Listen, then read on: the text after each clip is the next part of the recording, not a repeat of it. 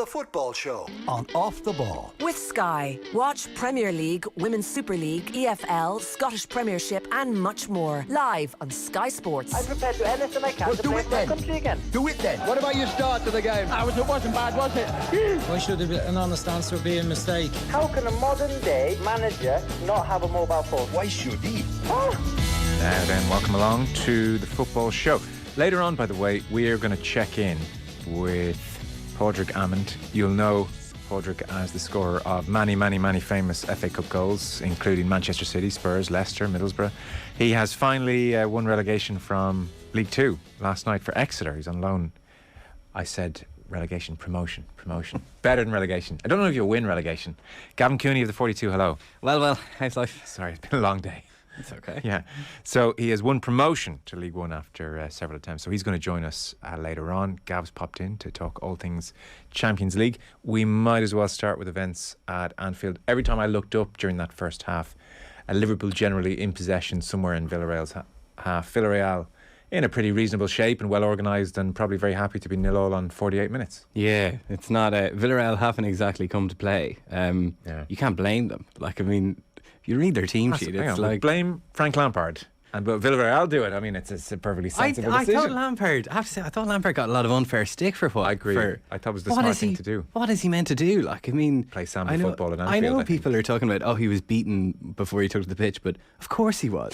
Yeah. Have you seen how A, good Liverpool are, and how B, how terrible Everton are? Yeah. And they've a bad record at Anfield, and the momentum isn't exactly with them, and Liverpool had something quite significant to play for. And look, it could, ifs and buts, etc. It could have been different had they got the penalty. It was going remarkably well. They were properly under Liverpool's skin in the first half. You very rarely see this Jurgen Klopp team as becoming a team of automatons like Man City. You very rarely see them flustered, and you rarely see them. You rarely see the crowd that anxious that early in the game, and they were getting in scraps with Decore when he took down Fabinho when Richarlison was down injured and was gouging. Yeah, and there was the Mane thing. I mean, these things could have gone the other way. But anyway, that's ancient history. I really thought Lampard. I don't think Lampard is a good manager, and you can criticise many of the other things that he's done, but you can't really criticise what he did there because I wouldn't point to that as the reason Everton make it. No. The last time they really tried to open up, they were beaten 5-0 away to Spurs. Liverpool might score 20. Yeah, I think so, and it wouldn't be good. It wouldn't be good for Frank Lampard. Frank Lampard also needs to get to the end of the season and be able to turn around and take the least amount of responsibility for what's happened. So setting up like that in Anfield certainly helps that. It's just like that's in the net. Is there the offside flag is up there? Offside. Fabinho. It was from corner, and it bounced around a little bit and fell to Fabinho, and he scored. And then offside flag went up straight away. There wasn't even a need for VAR. Absolutely. So I wouldn't. Anyway, that was at the weekend at Lampard, but certainly Unai Emery has set up here, and it was Van Dijk who was offside as he knocked that ball down to Fabinho from the second phase of the corner.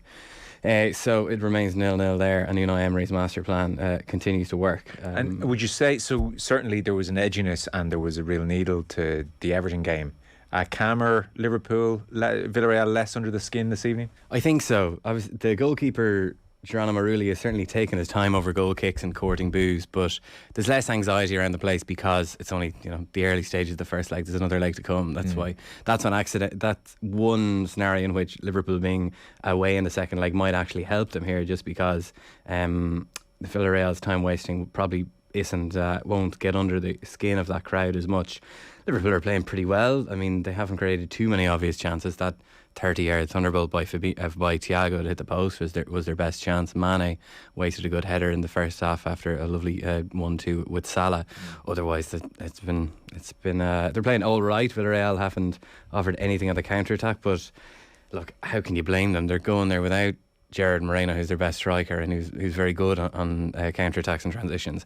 And if you read the team sheet, it's just like Premier League flotsam, I saw Lo Celso there and I thought, Lo Celso, Francis Coquelin, Juan Foyth, Alberto Moreno, I think he's on the bench as well.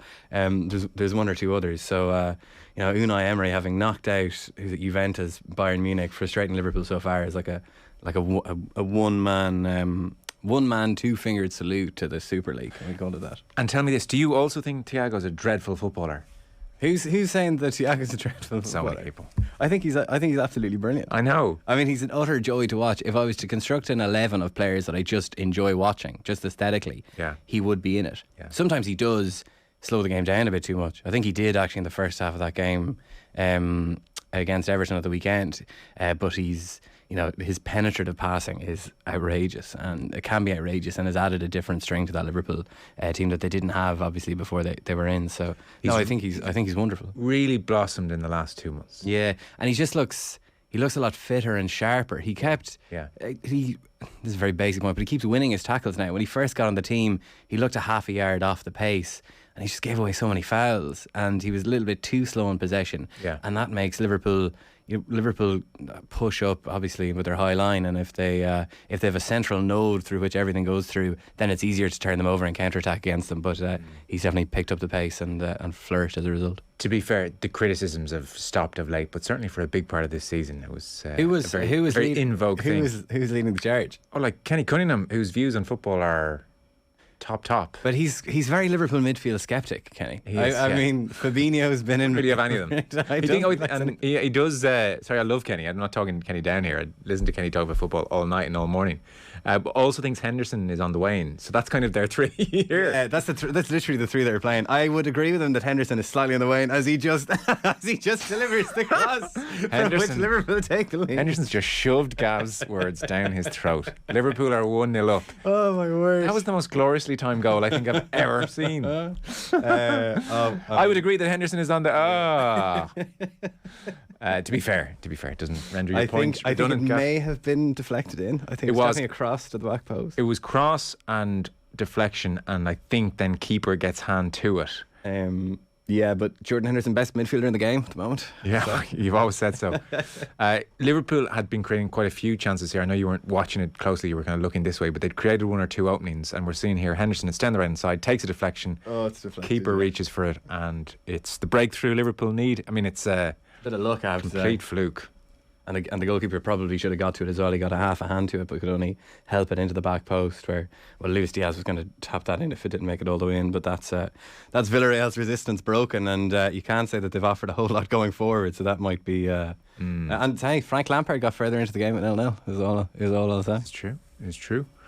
So Liverpool make the breakthrough, and you would suspect, unlike Man City, they're not going to throw it all away, which is what we should talk about. What an extraordinary game. The Champions League knockout stages are just routinely the best sport. It is the best sport. It's just gone to a level in the last maybe 10 years since Guardiola took that first great Barcelona team from 2008 or 9 onwards. And since then, you've obviously had amazing Pep teams. And then you've had other teams like often Klopp's teams who've been kind of a reaction against that. Yeah. And then you have this kind of super intense high pressing game where teams that aren't used to defending in their domestic leagues are suddenly asked to do it in the Champions League and can't do it. So you get these amazing high scoring games. Yeah. It's amazing. And last night was, oh my God, I'm trying to think of a better first leg of a Champions League semi-final, and I can't think of it. A lot of recency bias going on, but I can't really think of it. And now at the end, I was full Pochettino, like, thank you football, thank you Florentino Perez, thank you the United Arab Emirates. Liverpool have scored a second. That was inevitable, wasn't it? This is what Liverpool do now. As you said, Villarreal's resistance broken. This time it's Mane. 55 minutes. He toe pokes this one in. It's lovely, intricate Liverpool football. And Mane finds himself in the penalty area. Keeper comes out. He toe pokes it by him, and suddenly it's 2-0. 56 minutes on the clock, and you would anticipate Liverpool now will score third and put this one to bed. You would imagine so. They've just become very good in the last year or two about breaking down deep lying defences. I think it's probably, you'll see the likes of Trent Alexander-Arnold coming in midfield, which is what he's done here, and linked up with Salah. Yeah. And that's lovely football, and that is just about on site. I think that'll go to VAR, and it'll be one of the razor thin decisions, but it looks like it might be just all right. So I'll follow your lead on this game, because I was in here, and so I don't get to watch them, as you can see, as closely as you would like. And it was such an extraordinary game. I said, I'm going to give it my morning tomorrow and watch that back. Yeah. And I was glad I did. And it was amazingly entertaining, interesting, tactically, and then just even on a visceral 7 goals scored, to and froing kind of level. So where do you want to start? Do you want to start with Real Madrid, world's strangest team? They just make zero sense. Yeah. Like, what on earth? So for the first half an hour, they were blitzed. I mean, it was 2-0. It honestly could have been 4-0. I was watching the game on RT, so there was no delayed stream, so I was comfortable going on Twitter during the game, and I drafted out something like Real Madrid, like they're not used to facing this level of athleticism in La Liga. It's like City are playing a different sport. And then Benzema scored for 2-1, and I was like, right, delete that, and I'll send something bland like Benzema's great. Yeah. And they were just absolutely blitzed, and then for some reason they managed to hang on in there, and you know, they fell 2 goals behind, but they kept coming back to narrow that margin to 1 goal. And I'm trying to think, like, they make zero sense. Like, they're run by a guy who wants to blow up the Champions League because football is boring. And here we are, this team that are fated to win it while being one of the most entertaining teams we've ever seen on their way to winning it. And I'm trying to think, like, what is it about them? It's obviously their individual quality. Like, Benzema is just, you know, this is some kind of insane transcendental period for him. Modric has been fantastic throughout this run. He was a little bit quieter tonight, and Vinicius has his moments as well. But I think maybe it's just sheer entitlement on their part, that they're just like, this is their competition. And Ancelotti was talking after the game that the team just doesn't panic. They know they're never out of the game. I think part of that is rooted in just elitism and entitlement, that we are Real Madrid, we are the kings of Europe. Okay, we want to blow up this competition, but we are still its aristocrats. And it makes for an interesting contrast with City, because the Champions League is a kind of an odd thing for Man City, because you still get the sense that the fans aren't as on board with it as the fans of other English teams, particularly Liverpool and Manchester United, who have built these great histories out of famous European nights. City, you know, their fans are still lustily booing the Champions League anthem and things like that.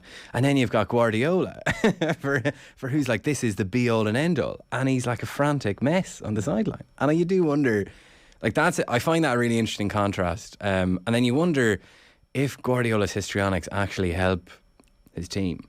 Like, I mean, they were 2-0 up and cruising. Mahrez misses that chance. He doesn't square it to De Bruyne. He instead fires it into the side netting for 3-0. Guardiola looks like he's had an exorcism. And you're wondering, well, calm down. Like, I mean, that's just one chance on a begging. You're so totally in control here. And then, I don't know, did you see the footage? I saw it online this morning. It's an amazing long lens footage of Guardiola for the second Madrid goal, the Vinicius goal, just at the moment that Fernandinho's beaten on the halfway line. From the moment the ball goes through his legs, Guardiola throws himself to the floor like was it Carlton Heston at the end of Planet of the Apes? Like, he starts beating the ground, and you're like, the ball's still on the halfway line. Like, Vinicius has a lot to do here.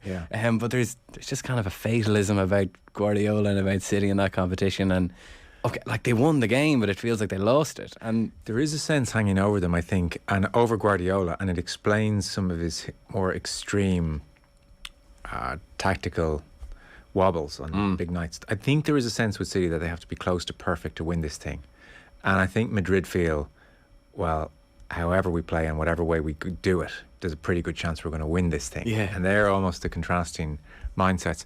That second goal was bizarre. I still don't understand what was going on with Laporte. And Diaz had followed Modric up until, God, he was almost on the edge of his own box. It was a huge gap. You know? And then Laporte doesn't come across, and then you still think Ederson should save it. The Laporte not coming across thing, I just can't fathom. I really can't. Like, from the moment. You know what it reminded me of was actually Liverpool, like their opposite team. Whereas I remember Richard Dunn picked this out on Premier Sports over the winter, and then you could see it, remember, in a goal Liverpool conceded at Crystal Palace, where Van Dijk doesn't come across either. He runs back. Yeah, I must, the next time I'm talking to Kenny Cunningham, because he'll know, Kenny will study this stuff and talk to people in the game. Is this just new thinking in the game now that you hold the centre? If it is, I think it's just, it's nonsense. Do you think so? I think it it's seems nonsense. to me it doesn't like make any sense. Like, you have a goalkeeper for a reason, let him do the work. You'd imagine that the lower, if you're going to boil this down to boring mathematics, the lower percentage chance is that, okay, I'll run straight back here, and I'll let Vinicius come inside and try and take a shot from a narrow angle, and I'll ask, I think in Roy Keane's speak, I'm looking at my goalkeeper. Ask the goalkeeper to save it. Rather, if I come across and then he takes me out, there's an easy square ball across to, Benzema or whoever has been running in to follow it. Maybe that's the thought process behind it. Now, Laporte also had to cover for Diaz, who'd gone walkabout following Modric. And I was still surprised.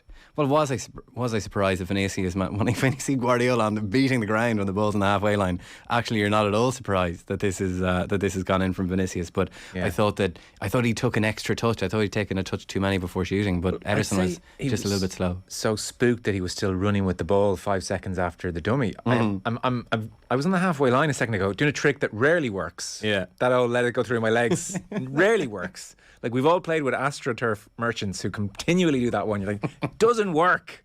It just doesn't work. Stop doing it, because it's an easy trick. So suddenly he's gone from halfway line with this rubbish trick to now being in and go. I don't know though, because if you so Zinchenko's coming across as well. I presume it's Benzema in the centre. But like, it gets to a stage where Zinchenko has to check his own run because he's now on top of Laporte. Like, it's almost like he needs to shove Laporte out there. And I'd love to know, maybe you can't hear each other in that noise, but would Zinchenko have not been screaming, go, I've got him, go. You'd imagine as well that they would have practiced that. Like, that kind of scenario would be coached. I mean, especially in a game where Man City went into this game knowing that they were really depleted at right back. Yeah. Okay, so they thought John Stones might see the game out there rather than the quite senescent Fernandinho. But you'd imagine, like, okay, actually, there's a chance they'll get in behind us here and in that position. And you'd imagine maybe that's where you shuttle across. But look, I'm only guessing that that's the reason behind it. But it's so counterintuitive when you watch it. I don't understand. It makes no sense. It makes no sense. And not least when Zinchenko's there and you have numbers. It was a simple numbers game. It was actually a 2v2. Yeah. Now, I know there was who would it have been? Rodrigo. Probably out, like, far right hand side. But at that stage, I think your logic is, Laporte, you go, try and slow Vinicius down. I'm going to go with Benzema. And in the meantime, with you slowing him down and me on Benzema, we're hoping someone else tracks back on Rodrigo. Or look, if they execute pass, and it's all very good play, then fine. But just to say to Vinicius, go on then, see if you can score one. Oh, you can. You can, yeah. Yeah, you're actually... play for Real Madrid. Yeah. You're odds on to score that 1-1, it turns out. I don't know. What struck me is that on BT Sport with Jolyon Lescott and Rio Ferdinand, who you would think know a thing or two about that moment, they had this as like a glaring what's going on here. And again, Richie Salier, then RTE, I was watching it this morning and he pointed it out, and again he was saying very odd, although he just threw in that caveat that Van Dijk, he mentioned the Van Dijk tendency as well. Okay. And then you're like, well, we're talking about Liverpool and Man City here. These are the two thought leaders in the game. And that's what I'm guessing, that maybe they're allowing a lower percentage chance, and they asked because Jamie Carragher did a great piece on Monday Night Football on Monday night, looking at Alisson and saying Liverpool, this high line, which people think is Liverpool's great weakness, works because their number of offsides, I think they've called teams offside 50 odd times more often than the next highest side, which is Man City. And when they don't, they know that they have one of the best goalkeeper in the world on one-on-ones in Alisson. And like, you're looking at that actually thinking, God, Queeveen, maybe you gotta move, mate. It's just like, you're gonna. No one's like, geez, Queeveen's really closing the gap. Andy Robertson's just had a goal disallowed, by the way. It was just offside, so it's still Liverpool 2, Villarreal 0, 65 minutes on the clock. But you said something interesting earlier about Guardiola, like it's wanting things to be perfect. And it came up on my timeline the other day. It was an old Kevin De Bruyne Players Tribune article where he talks about Guardiola and says, like, I mean, I thought I was intense and a perfectionist. This guy's stressed. He's stressed all the time. I do wonder, like, here's Guardiola constantly trying to impose order on chaos. And Real Madrid are complete chaos. Very Jordan Peterson of you there. And oh no, was it? I'll hand in my badge on the way out. I look, if that point has been made about Guardiola, I suppose the only thing which would lead you to believe that, well, it's having no effect on the players is, one, they still look very, very composed at all times, and two, he's equally flipping out when they're 4-0 up against Norwich. They're not suddenly going, our usually like Ancelotti-like demeanour over here has turned slightly crazed. It's like, oh, there's Pep losing his mind. Now I'll get back to playing in triangles. So I don't know. I feel like, if and when they win this thing, he'll be there in the final. It'll be 3-0. He'll be losing his mind, and we'll all be saying, see, this is the attention to detail. Guardiola, even 3-0 up in the final. But there was it was a good piece on The Athletic. I'm really sorry, I can't remember who wrote it. It was trying to figure out like what happened in that game, and they were contrasting like Last night's game. Yeah, the chaos of Madrid's approach against cities. Now, I thought they were being a bit generous to Madrid in the sense like they looked at what Madrid did, just like sometimes they pressed, sometimes they didn't, sometimes they held off a low block, sometimes they shot out and left space. Yeah. And the theory being there was no plan for a reason, just to create chaos, which I'm thinking maybe you're being too generous there. But then it was interesting because Guardiola talked about this. I don't think he's as principled on it anymore, but at Barcelona his whole like philosophy of playing was like when you win the ball back, you don't attack straight away. You thread together 15 passes to get everyone in the right structure, so you're not going to concede a goal on the counter attack. And the free kick from which a Laporte handball for the third goal was given away because the ball broke for Phil Foden, and rather than bomb on and counter attack like you'd see Liverpool do, Foden turns around and like waits for people to catch up and like get some kind of pattern of possession, but he just slightly miscontrols it. Carvajal and someone else comes in for a challenge and he gives away a foul and then it goes in. So I just thought that was an interesting little vignette into actually maybe there's something there that City are still trying to put too much order on things, but they still did win the game. It doesn't feel like it, but they did win it. They scored 4 goals against Real Madrid in the semi-final. It's still pretty good going. They were phenomenal. Like it was an incredible performance, and Liverpool almost score. The handball is a freak goal. By the way, we haven't talked about that penalty. We'll come to that in a minute. The handball is a freak goal. What's his arm is up there? What's he doing? Like, he knows. No, I know, but it's not the result of like pressure. Yeah, it's just like one of those moments that happens. Oh my god! Just that insubstantial Real Madrid thing. It is. It was just always breaks on them. And then the first goal is just Benzema magic, and it's again not sustained pressure. And as Guardiola rightly said afterwards to Des Kelly and various others, like playing against a really good team here. Like they're not chumps. They they can hurt you. And then the second goal, well, we've analysed it. That was bad. Yeah. So really, it could so easily have been 5-1. Yeah, but it wasn't. But like I know obviously Real Madrid are an objectively good team, etc. Yeah. But they just look so bad for so long in these games. Like the first half hour, it was like a different sport. Yeah. It was 2-0. It could have been 4 or 5. I mean, the goals they gave away, they waved through Mahrez for the first goal like an air traffic controller. Yeah. The second goal, like Alaba, what was he doing? Like just what's the second one again? Stand off. So Alaba, there's a low cross comes in. Alaba presses up to get it and just lets the ball kind of go between his legs. And then Gabriel Jesus scores. Yeah.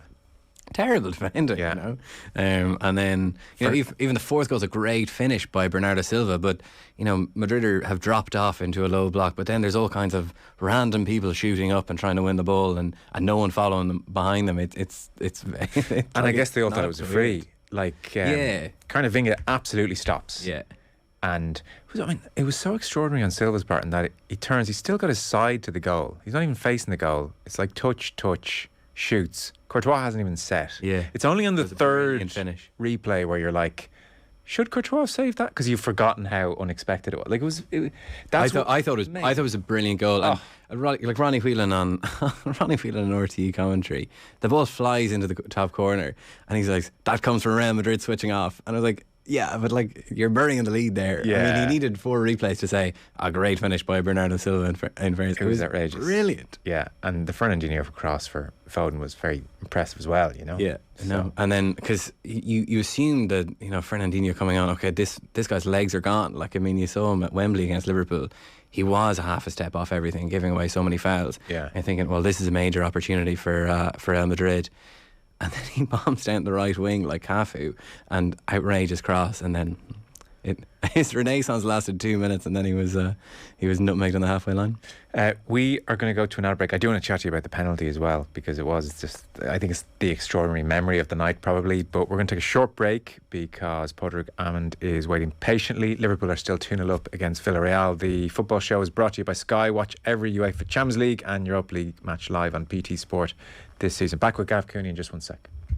Football on Off the Ball. With Sky, all the football you love in one place. Across Sky Sports, BT Sport and Premier Sports. History is no longer written by the victors. It's discussed and debated by us every week. Join me, Patrick Gagan, on the Talking History podcast, a News Talk original where I delve into some of the world's most important political, social and cultural events and the intriguing personalities behind them. If you throw yourself against God or nature, they're going to win and humanity will lose. That's always quite fascinating in any tragedy is the aftermath, I think, how people cope. Subscribe to get new episodes weekly on the News Talk app powered by Go Loud or on all major podcast platforms. Everything's grand. No other explanation needed. Grand, yeah? You're grand. And the beloved grand stretch. We're happiest when everything is grand. That's why you'll find yourself more than happy in the new Opel Grandland. With Opel's bold design, streamlined interior, and a choice of petrol, diesel, and plug-in electric hybrid, you'll find that life can actually be quite grand when all you want is everything. The new Opel Grandland. Test drive today at your local Opel dealer. I'm Sam Shed, Power Tool Protector Garden Angel. A mess on the inside, but I know what I saw outside. A cat, no, a man burglar, hopped Sam's back hedge and stole his bike. He couldn't believe it, but FBD did. With no excess to pay, they'll get him back in the saddle. After all, sure, support is what FBD do. Visit fbd.ie today to save 25% on your new home insurance quote. €650 limit per theft claim for owner-occupier contents in the open cover. Specified all risks required for items over this value. Claim will affect no claims bonus. Terms and conditions apply. Underwritten by FBD Insurance PLC, FBD Insurance Group Limited Trading as FBD Insurance is regulated by the Central Bank of Ireland. When it feels like money's tight, it's good to know that there's an Aldi price match at Tesco with hundreds of your favourite products every week. From bananas to Barry's tea. So you can be sure you'll find the products that matter most to you. Because right now, every little helps. Shopping took place on the 7th of April. Price checked and matched and comparable products from select Aldi ROI stores and or online weekly. Price most often found is matched pro rata and excluding promotions. Products matched may vary by week. Product availability varies by store. For verification, see tesco.ie/groceries. American football is back. Touching down August 27th at the Aviva Stadium for the Aer Lingus College Football Classic. Watch Northwestern Wildcats face off against the Nebraska Huskers as they kick off week 0 of the football season. Don't miss out on the full American football experience with cheerleaders, marching bands, tailgate parties and a halftime show. Tickets on sale this Friday at ticketmaster.ie/touchdown Dublin.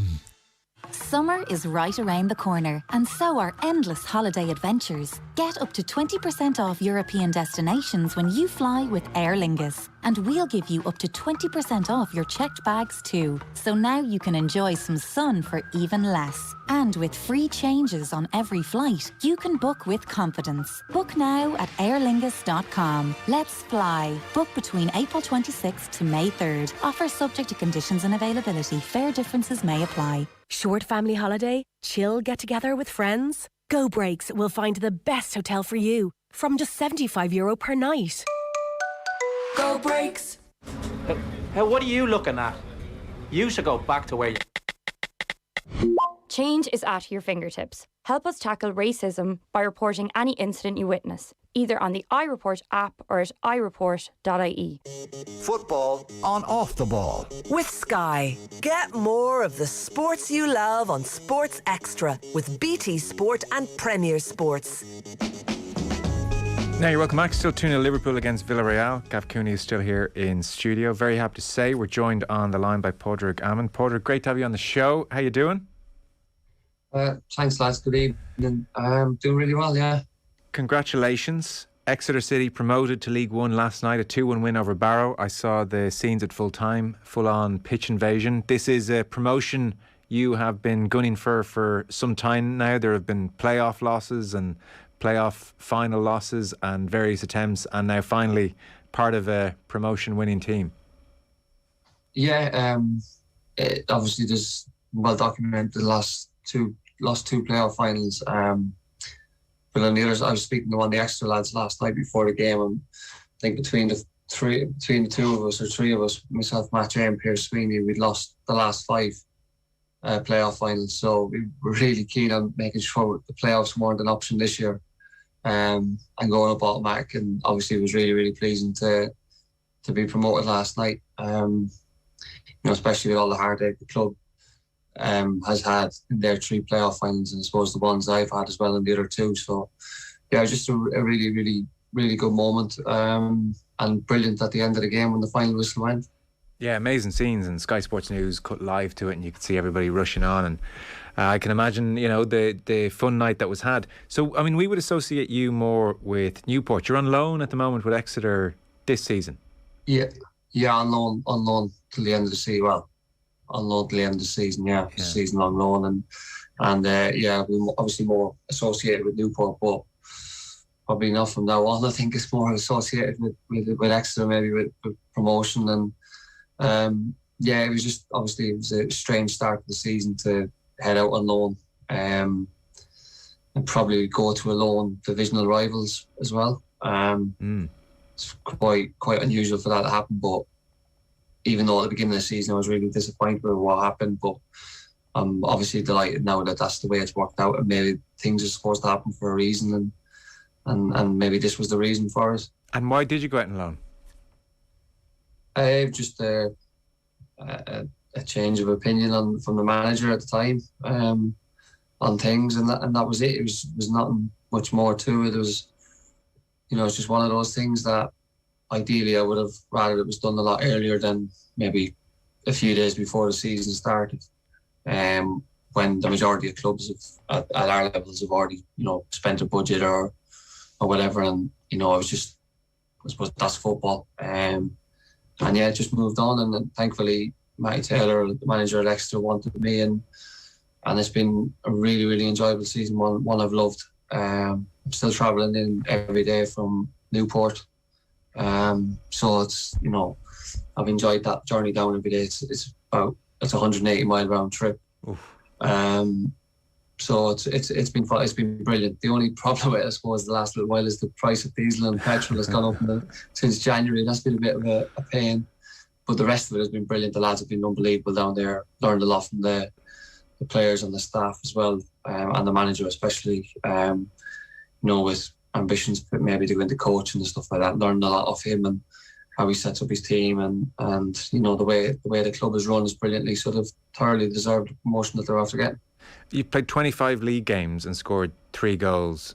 Are you happy with that return and that number of appearances, or has it been a frustrating season? I mean, you've said there you've enjoyed it, so presumably you're okay with the 25.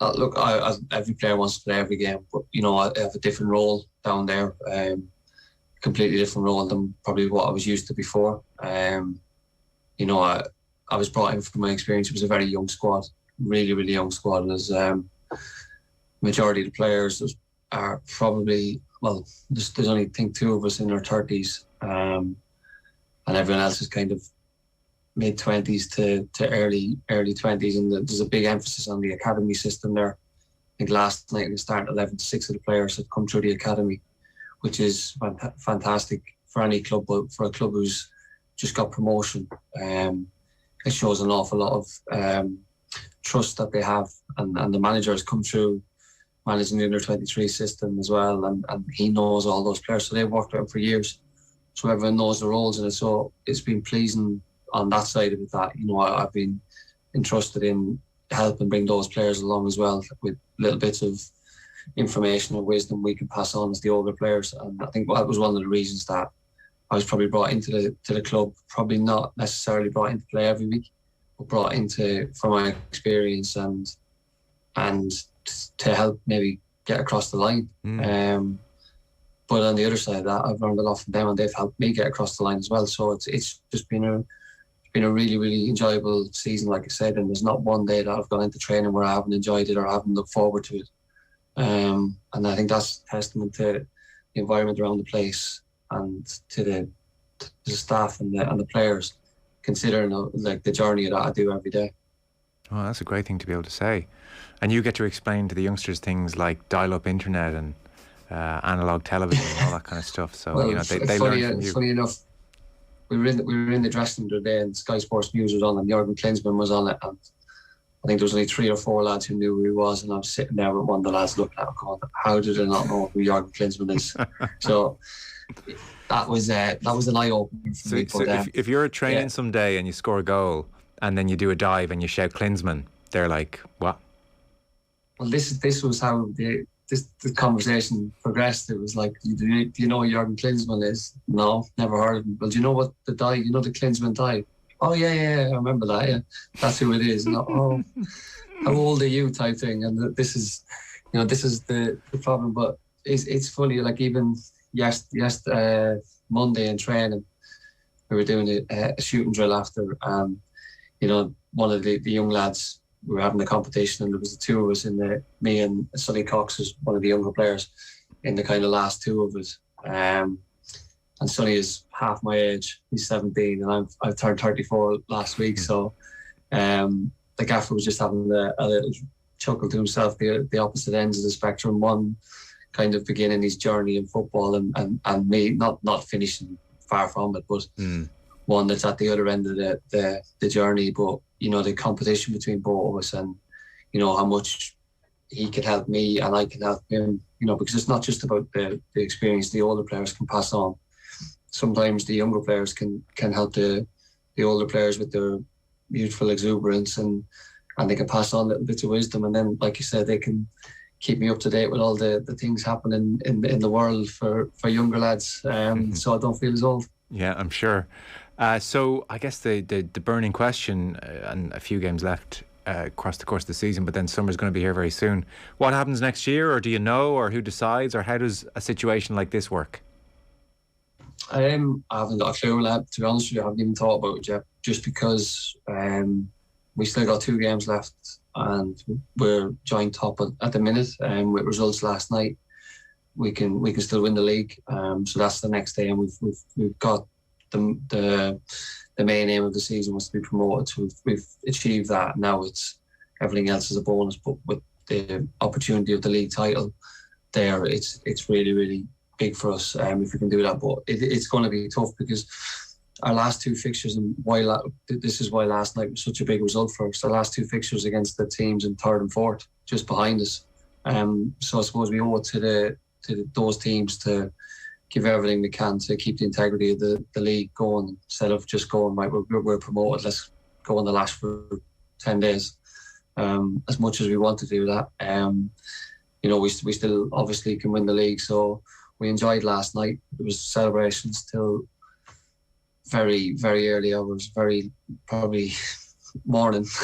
It was really, really good. But we were probably due to be off training tomorrow, but we're going to be back in now with the results last night. So we're just looking forward to see what happens, and then when the season finishes, we'll sit down and have a conversation and see where we go. And a last one, what an amazing thing to be able to say at 34, you've absolutely loved this year and you've had a great time. Is the body feeling good, Padraig? Do you hope to be still playing football in 2, 3, 4, 5 years and involved as long as possible, or where's your headspace on that front? Yeah, 100%. Body's feeling really, really good. I've been, touch wood, I've been very lucky throughout my career with injuries.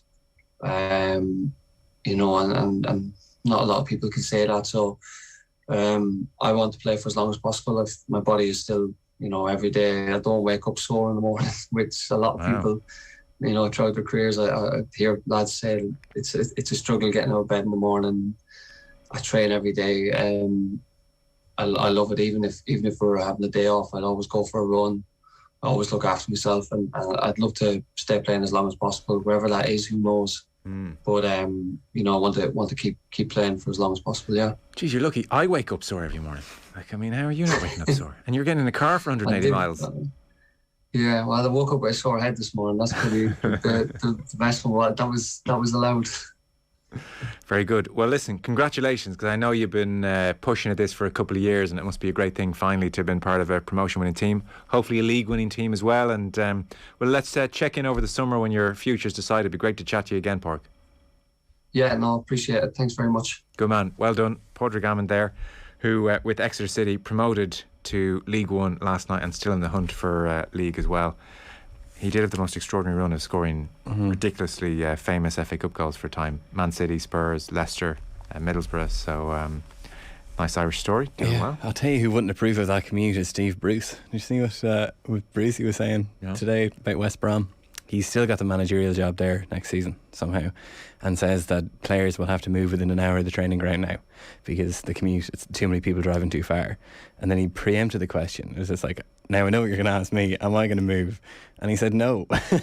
Because well, as a man, it's different as a manager. When you sign a contract, you know you'll get sacked. That's true. It is, but also I don't think Bruce is asserting authority as well as he thinks he is here. You know? You get into shape, you move here. I don't have to because I'll be gone soon. Yeah.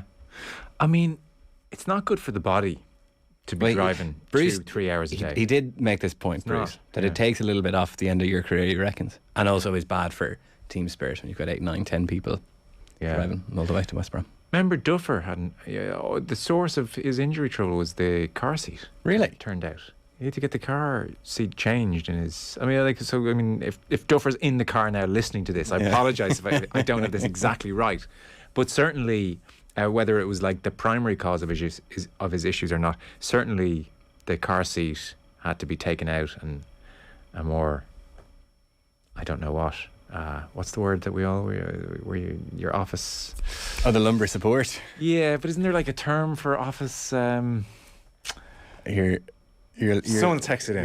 You're losing me. I've got the word ergonomics in my head. Ergonomics. Is that right? Yes, well done. Okay. The ergonomics situation. The ergonomical situation. Okay. His car had to be changed. So I don't know. 180 miles every day is plenty. Just do, as Michael Owen is there in the BT studio, get the helicopter courses. And another option as well. Not sure if Padraig has bought the helicopter yet. By the way, on the back page of all the papers today, there are just photographs of Eric Ten Hag with a laptop. All, cartooned up, not actual photos. So apparently Ten Hag is going to begin his overhaul of Manchester United by having one-on-one Zoom meetings with every single player over the next number of weeks. It's revolutionary stuff. We're at the phase of the managerial career where he gets praised for very mundane administrative topics. Like, we remember Frank Lampard being praised for his WhatsApp group. Now that this has been flagged though, if somebody with the technical knowledge doesn't hack these and put them up a la the Shrewsbury council meeting, then I'm going to be very disappointed. How many of the United players do you think will turn around and say, you've got no authority here? Because I assume most of them have already said it to all the managers they've worked with so far. It's incredible how toxic the whole thing has become. It's extraordinary. It's interesting to see. Ferguson was... RT got Ferguson for about 30 seconds at Punchestown today, and he was asked about how do you think Ten Hag will do? And he did say, I hope he does well. They need someone to go in there and take control of it. Wow. So it's kind of interesting. Obviously Ferguson, obsessed with control. Yeah. There's an interesting line for him. He could have trotted out something more bland there, I think. Well, he must increasingly be getting frustrated as his life's work has been picked apart year after year. Live on Sky, there's the Fergie cam now you get to when they cut on high and look at his empire in ashes below him, every time they lose to Liverpool or Man City. And I've heard the cynics say, sure, he's delighted. He's never looked better. But I do think increasingly he's a bit fed up with the whole thing. Do you think so? You think? I've never looked better. I just think, you appoint Moyes. I don't think you're not you're that concerned with the continued success. No, that's a very unfair thing of me to say. I'm sure he's very disappointed. The Panenka last night. It's very good. A bit of a laser in his eye as well beforehand. Yeah. Although the Man City fan with the laser didn't stick at it like those Senegal fans did to Mo Salah earlier on in the year. For a guy who had missed 2 penalties in a previous game, I think he's missed 3 of his last 5 or something. It was amazing. It was absolutely brilliant. And he's on another plane at the moment, Benzema. I didn't think... Did I think he ever had these levels in him? No, and I certainly didn't think he would be hitting them at this stage of his career. He's probably a shoe-in for the Ballon d'Or now. He's got the Real Madrid lobby, obviously. But even if they don't go on to win it from here, I think he's probably... Lewandowski just banging the table as Benzema goes up to accept it next year. I'm just amazed that in that moment he would have risked the ire which would have rained down on him for missing a Panenka, for trying a Panenka and missing in those moments. Like if he takes a very conventional run up and bangs it towards the corner and keeper saves it, no one afterwards is calling him a disgrace. But if the Panenka goes harmlessly into Ederson's hands, that is where you do look at sports people of a certain ilk, and where you put yourself in that situation for real, and you just think, I'm not made of the same stuff there. Yeah, I'm not risking that level. The man in the arena, etc., etc. like Pirlo had a theory that like the reason he Panenka Joe Hart was that it would actually inflict grave psychological damage. You know, it will be worth more than one penalty. You know, I'll break Joe Hart here. And there's about 10 years worth of evidence to suggest that he was right. But I don't know. I don't think Ederson will be too perturbed. No, but you know, it did. Fantastic. The nature of it did strike a very assured Real Madrid tone. Like, we are so calm in these waters. I think it does. Ultimately, like it is an outrageous penalty. I do think that, like you say, I do think it affects the context of the game or the mood of the game or something. I do. You think we're stressed? We're not at all, you know. Shine your lasers. I'll be grand. I do. Yeah, no, I genuinely do think that has an effect on the game as a whole. I was saying to Mick earlier, if you imagine like the absolute shot of adrenaline he would have had in the seconds before the penalty, like the nervousness.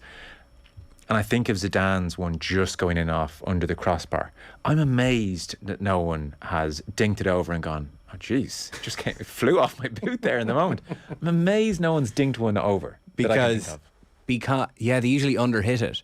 I mean, that was firmly hit. Like, I mean, there was a brief period. I'm thinking, oh god, that's gone. Crossbar height for a moment. Just Zidane must have thought, oh, thank God. I'm determined to be remembered for something else in this final, other than my dodgy Panenka. No, it was what a moment, and it's just, you know, further proof that Benzema is the informed player in the world at the moment. Who goes through? So Man City are winning. They're the better team. They have the better players. They'll have Cancelo back. So all rational thought says Manchester City. So I assume Real Madrid are going to go through. Yeah. I mean, full time, by the way, 2-0 to Liverpool. That's a very healthy lead to take it to Villarreal. I think we can be pretty sure that whoever does win that game will be playing Liverpool in the final. Yeah, I mean, like, this is where it has to end for Real Madrid, I would think. They were absolutely destroyed. Yeah, I mean, I agree with you. And like, if this business of prediction and analysis has any credibility, we have to say Manchester City. Because there's no real logical reason why those creaking limbs at Real Madrid. Like, Fernandinho's young for Real Madrid. I mean, we think about whippersnapper in that midfield. Yeah.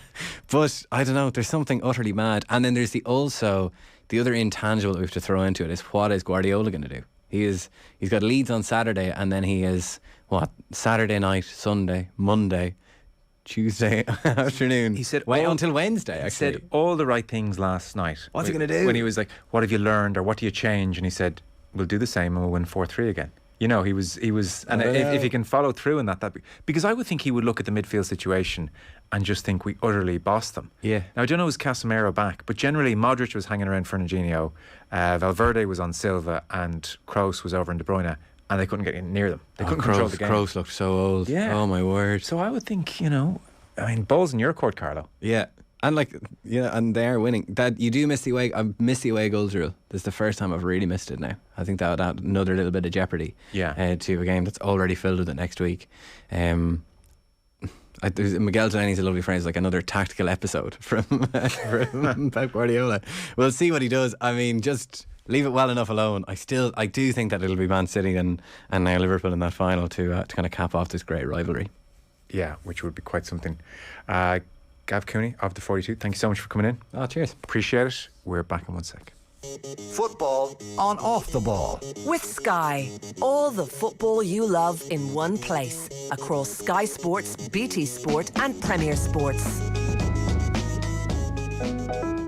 There's an outdoor and garden event happening at Tesco. Bring on the summer with our selection of fantastic furniture. Pick up an Havana 6-piece furniture set. Relax in a Fuji set with cushions. Or soak up the sun in a fluffy white Petra armchair. Shop in-store to see all of our top offers today. Tesco. Every little helps. Products subject to availability.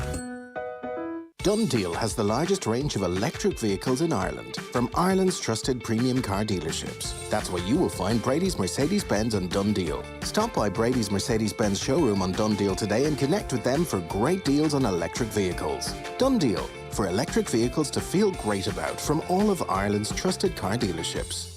What's the best site in India? The Taj Mahal? The Golden Temple? For Rintwa, it's his market stall.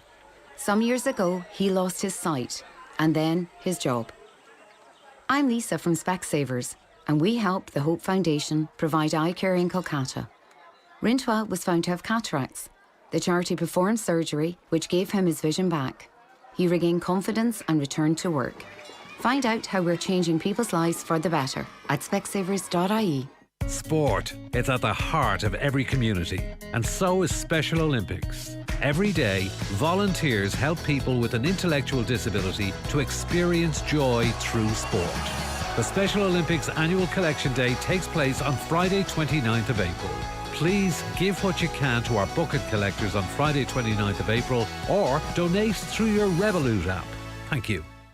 Is your workplace a fun place to work? If so, enjoy a run for a laugh with your workmates at the Staff Relay Series with PwC, Ireland's biggest staff night out.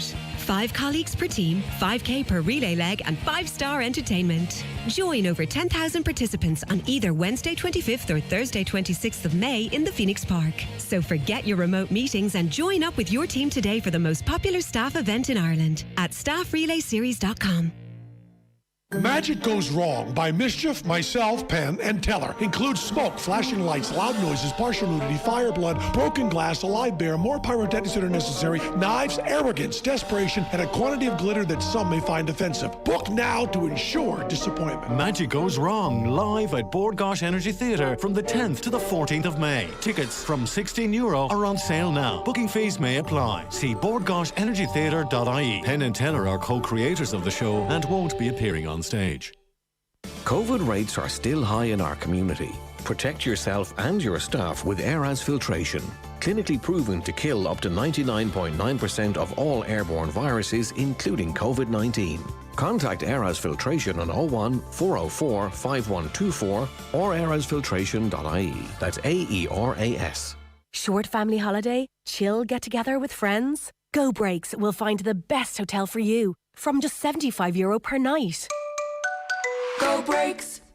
Football on Off the Ball. With Sky. Get more of the sports you love on Sports Extra with BT Sport and Premier Sports. Okay, so that is pretty much us done for the evening. Eric Donovan, well worth a download, by the way, talking to all things Taylor Serrano. He just gave the most brilliant prediction of how the fight's going to go, what Taylor has to do, what she has to avoid. So that is waiting for you in the usual places.